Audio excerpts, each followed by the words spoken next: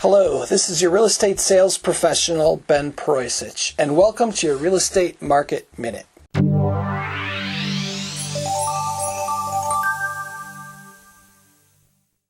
Well, I didn't plan on talking about refuting appraisals, but I just had an appraisal go bad on one of my listings. It came in low, and I have to try to correct this situation if possible. The way that we change an appraisal or get an appraiser to change the appraisal is by being very diplomatic, by being very polite, and putting our concerns and our reasoning in a letter format.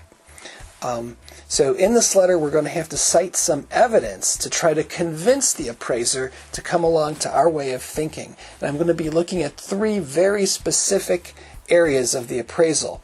First of all is the comparables that he picked. Did he pick the right comparables? You know, they had the houses that he picked should be the same size, the same age, the same neighborhood, and the same quality and condition of the house that I sold. And I think this is where he made his mistake, because the house that I'm selling is in very good condition, and the comparables he used they're in average condition. And I'd like to present him with some alternative comparables that I think are really going to help him get the value up to what it needs to be. So that's one.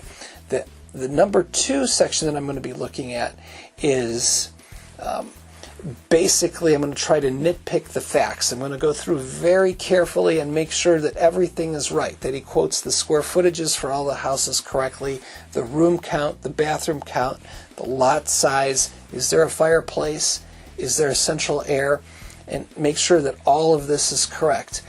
If I can catch an error here, it could quite possibly help us get a little bit closer to the value that we need. And then the final area I'm looking at is the magnitude of adjustments.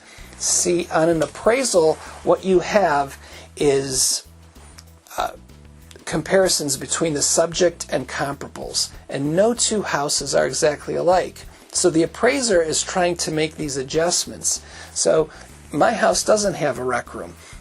There are houses with rec rooms. I don't want him to say that my house is worth $10,000 less because it doesn't have a rec room. I want to make sure that the adjustments he uses for the differences are accurate and reasonable for the marketplace that we're operating in. So I could take a look at those and make sure that those are correct and fair and reasonable. So those are the three areas I'm going to be attacking.